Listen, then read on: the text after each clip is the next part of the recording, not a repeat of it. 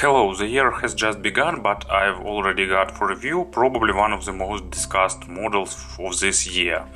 As you can see by the box, it's made by Shozy and Advanced Acoustic Works, and if you are deeply into portable audio, you know that this model Pola. It's a hybrid model using dynamic driver and self-biased electrostatic or so-called electret driver from Sony. It was announced last year. Shozy with Advanced Acoustic Works created few prototypes. First prototypes were made of metal and were looking totally different, but at the end of the previous year they've decided to change the design and release this model in the same with the same case as their pretty good model Pentacle. Price of this model is about $750. I'm not sure about the exact price. I will ask Shozy about the retail price, and if it will be different I will put it into description. And it's a really interesting model. Someone will love it, maybe someone will hate it, but no one will stay indifferent. Well, maybe I caught your attention, so let's have a closer look. Outer box looks pretty simple. Shozy Advanced Acoustic Works, their combined logotype, small metal plate with the model's name, and that's all. As you can see, no much polygraphy here. Inside of this outer wrap you will have really great Fox leather case. It looks the same as Pentacle's one, and not surprisingly, interior is also almost the same. So here is IEMs themselves. Let me put them here for some time. Also, you will have two additional pair of tips.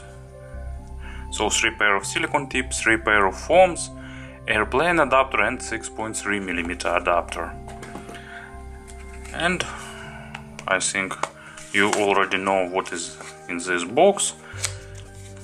You're right, it's clothes for cleaning.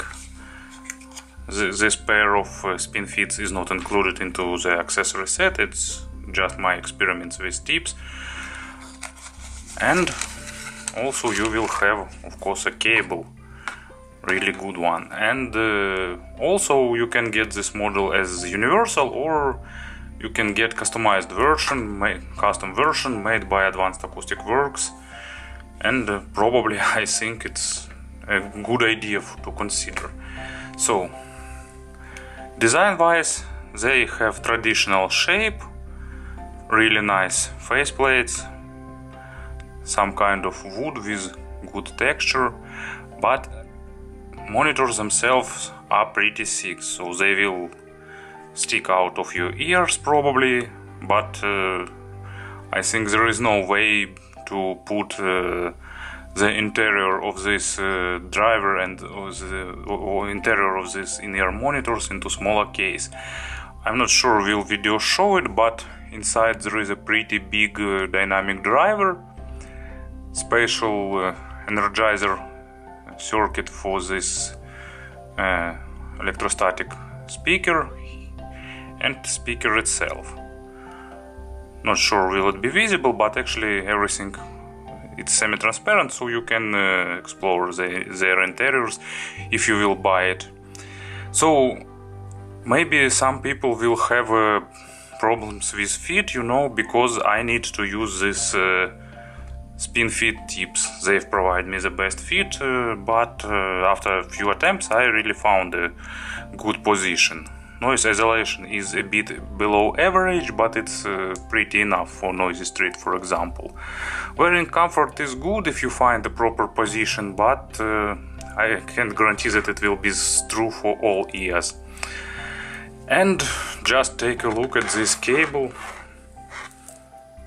I think it's the most beautiful stock cable I've seen in the in-ear monitors world, or maybe one of the most beautiful, but They used 2-pin socket with recessed, so 2-pin connector with recessed sockets.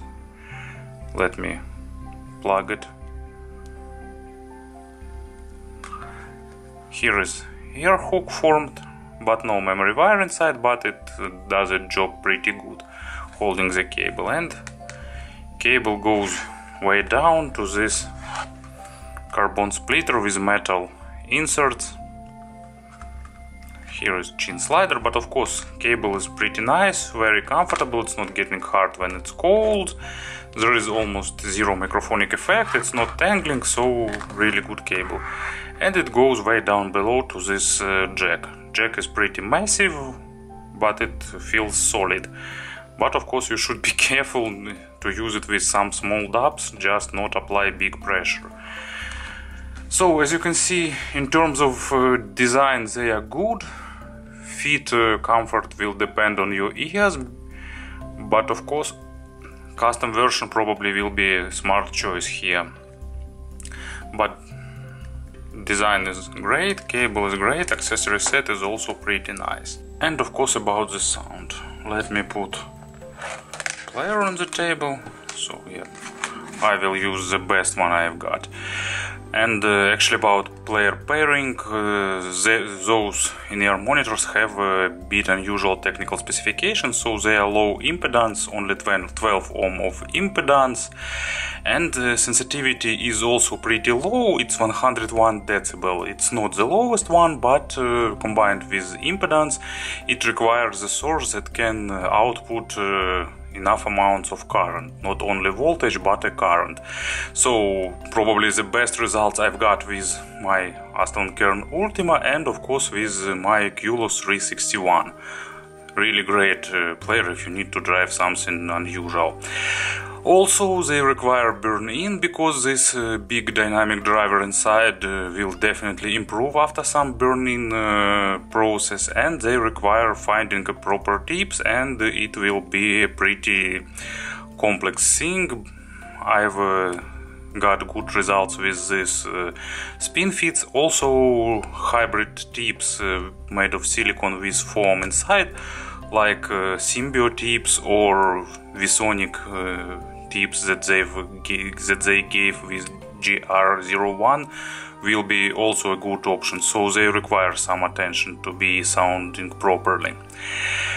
What is unusual about them, of course, it's hybrid schema. Dynamic driver here is responsible for the low and mid frequencies, and this electret driver dealing with the high frequencies. So these in-ear monitors have pretty wide range, frequency response from 10 Hz up to 100 kHz. Of course, ultrasonic frequencies we can't hear, but some tests some scientific tests shown that we can percept. People can distinguish recordings with these ultra high frequencies, probably because of interference. I didn't go deep into this matter, but anyway, it's distinguishable. Anyway, signature of those in-ear monitors also really unusual. You know, it's typical for Shozy. Getting every single their model, you can't find out in advance how they will sound. They've released, for example, pretty dark and Shozy Zero, but with really organic sound. They released mid and treble forward. Actually, I forgot the name of this popular Shozy model. Oh, of course, it was Hibiki. I'm sorry. How could I forget that? Pentacle with a bit warm but really resolving signature. So those are also pretty unusual, and let's describe their sound step by step. First of all, they've got really noticeable but really balanced low frequencies. They've got well, how to say it, not probably a lot of bass, but they've got accent on the low frequencies, but you know, not too much, but it's definitely accented, but it's right accent that is done really right. It's the same thing as I've got with Campfire Audio Atlas. They've also got accent at low frequencies, but it's really precise bass with good resolution, with normal great texturing, with good depth and nice control. So it's a really balanced signature that give you the sense of big bass, actually big sound. You know, sometimes they remind big speakers, but not always. But with some tunes and some melodies, they definitely remind me of this. You know, it's also probably because of this their internal schema, because it's like dynamic driver with super tweeter. It's sometimes used in acoustic systems. So low frequencies got punch, got body, got weight. They are really well defined here. And now it's time for some example. Actually, what I've got as an example, playlists. Yep. So let's add some brightness. I've got Nathaniel Rateliff and the Night Suites. I'm not really keen in defining genres. It's some kind of rock with probably country music, and what I like in their album, it's they've recorded really impressive big drum, and with this earphones you will definitely get these drum beats. They are really sound really lifelike. They've got body, they've got weight, and they sound really impressive, and they're building foundation for the other melody. As for mid frequencies, they probably can be defined into, well, 2 or maybe even 3 parts, because they are not even. They are very linear in terms of frequency response, but they sound different. Lower mids are pretty good. They are weighty, they've got a good amount of body, and they are well defined. Upper mids, where this super tweeter pay a bit of his part, also really great. They have nice clarity, really good definition, and they giving a great sense of presence to female vocals, for example.